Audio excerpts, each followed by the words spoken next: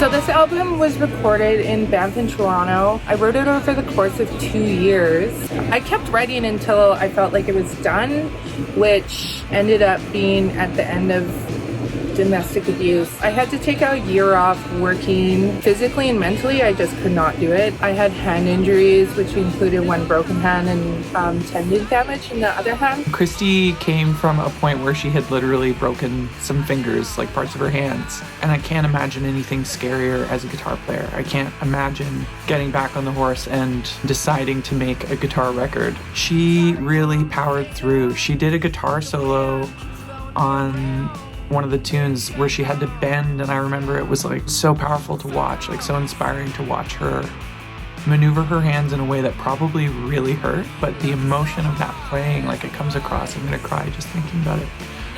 I didn't know if I would get better, and I guess that kind of just made things get pretty dark. The beauty of it was going through this record, and I learned that I could handle it and regain strength in my hands. A lot of it's really uplifting too. It makes you feel empowered, and I hope that any woman struggling with that can feel that as well. Feel a little bit of like hope. The coolest thing about how Kristy approached this record is that she did so with such strength and such enthusiasm, even as she was healing from what she had gone through, you know? That's not often talked about, like the power of women and the strength of women. The fact that they are often the victim, their process of healing isn't talked about. They're only talked about as victims, and that takes away their power.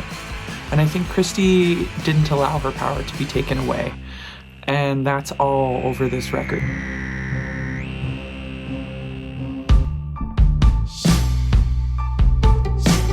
It was really important for me to have female identifying people on the record, but also behind the glass, like in the studio. I haven't recorded with an all-female session band. I think like where everybody in the crew and the engineer are female. That was, I think, the first time that I have worked with only women. All my favorite women in Canada music are on the album, so it was a real treat to be part of that team. The power that we had together was greater than I ever expected, and it contributed to the vibe and to the feeling and the power, like the energy of the album.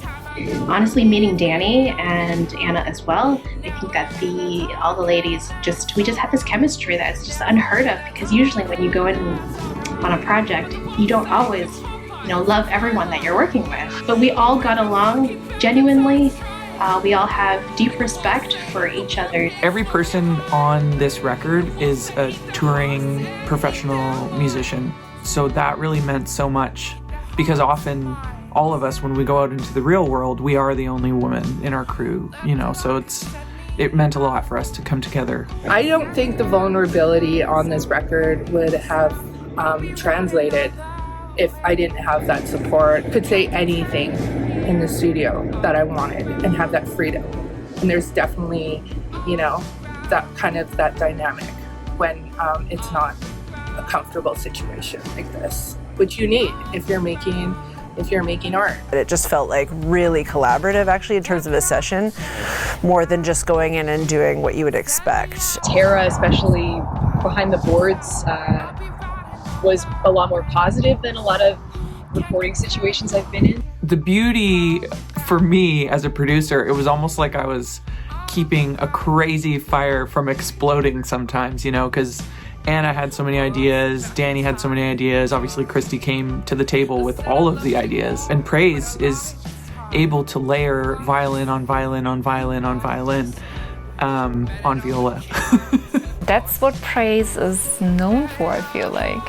She just is one of those rare string players that don't just play classical. She can just focus on the song and then play what the song needs, and she comes up with parts really quickly. To have the freedom to be in the studio and have Kristy say, go ahead, do what you like to do, and allowing me and trusting me with the violin lines. It was like a very conflict-free, artistic experience. It was really easy. Everyone was really positive and supportive. We talked about all the decisions that were being made, and we also had a great time in the studio and then also after, just hanging out and sharing stories. I mean, I enjoyed everyone's personality so much. Like, the strength of all of those women together is what made this record so special for me.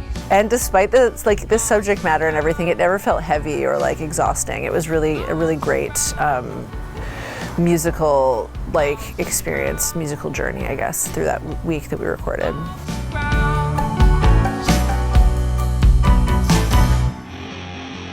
I really loved singing as a group and feeling that power behind me, because they are super, super tough ladies.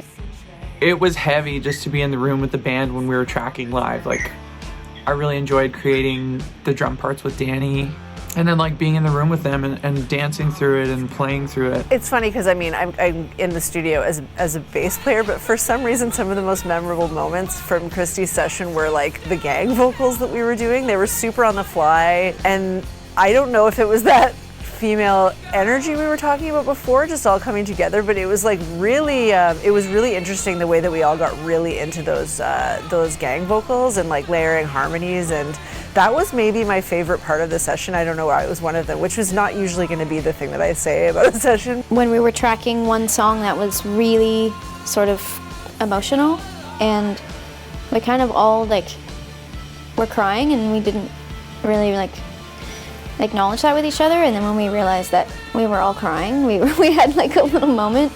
It was really nice.